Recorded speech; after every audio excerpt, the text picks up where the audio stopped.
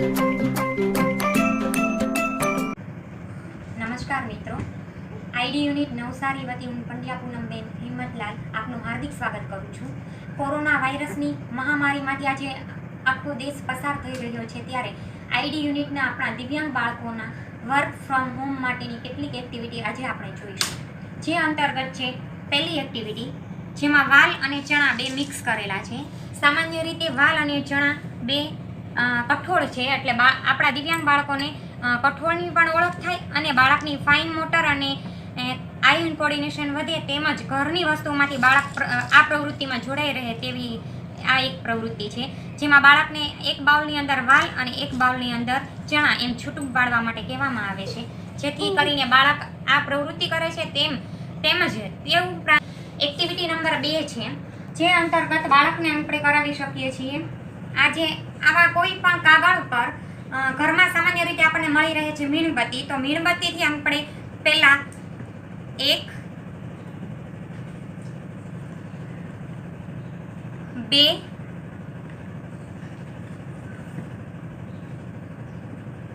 3 એવા દેખાય એવું નથી બાળકને માટે. બાળકને એવું કહેવામાં આવે કે તારે આની અંદર કલર કરવાનો છે. જો હવે કલર સામાન્ય રીતે બધા ઘરમાં ઉપલબ્ધ હોતો નથી, તે માટે થઈ અને સામાન્ય રીતે ઘરમાં આપણે પૂજામાં વાપરતા કંકુ, બાળકને કંકુ આપવામાં આવે અને રૂથી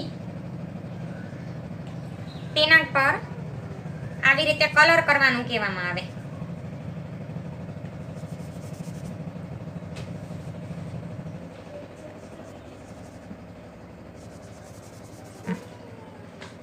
ખૂબ જ સામાન્ય એક્ટિવિટી છે, પરંતુ આની અંદરથી ઉપસી આવતા અંક બાળક માટે એક સરપ્રાઈઝ રહી છે.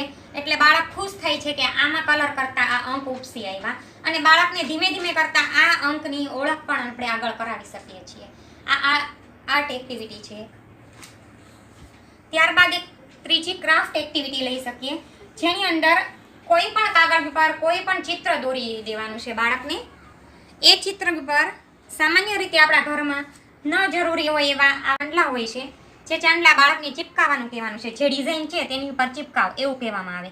તો બાળક ચિપકાવે એટલે બાળકની એ પ્રવૃત્તિમાં વ્યસ્ત રહે છે, પ્લસમાં બાળકનું આઈ કોર્ડિનેશન વધે છે, બાળકનું કોન્સન્ટ્રેશન પણ આમાં વધે છે. આપણી ચોથી એક્ટિવિટી છે, જે એડીએલ અંતર્ગત છે, એક્ટિવિટી ફોર ડેલી લિવિંગ. એટલે સામાન્ય રીતે આપણા બાળકોને સામાન્ય, તો તેની માટે થઈને આ એક પ્રવૃત્તિ છે. ઘરમાં જે મળી રહેતું કોઈ પણ વસ્તુ જેમ કે બોક્સમાં લાવીએ, એ બોક્સનું પૂઠું છે, તેમાં આવો આકાર કાપેલો છે, જેને આપણે બાળકને આપી અને આ હાથમાં કેવી રીતે પકડવું એ પકડ આપવા માટે થઈને આ પ્રેક્ટિસ માટે થઈને છે. અવાજ પણ આવશે, જેવી રીતે આપણે નખ કાપીએ અને આવે છે એવો. પહેલા આપણે મોટું લેવાનું છે પૂઠું, ત્યારબાદ ધીરે ધીરે કરતા આવું નાનું પૂઠું લઈ અને બાળકના કોઈ પણ આવો દોરો અથવા રબર લઈ અને બાળકના નખ પર બાંધી દેવાનું છે. તે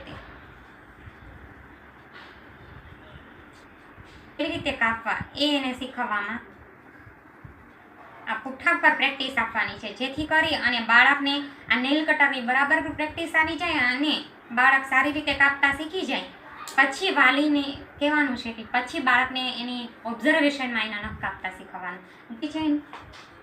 ત્યારબાદ એક છે પ્રવૃત્તિ, બાળકને પોતાના બટન બંધ કરતા અને ખોલતા શીખવવા માટેનું છે. સામાન્ય રીતે ઘરમાં જો આવું બનાવ, પહેલા મોટા અને પછી ધીમે ધીમે કરતા નાની ફાઇન મોટર આવે એની એકદમ પકડ આવે મોટામાં, પછી ધીરે ધીરે બાળક નાનું કરી શકશે. પહેલા બાળકને ખોલતા શીખવવાનું છે બટન હંમેશા. પછી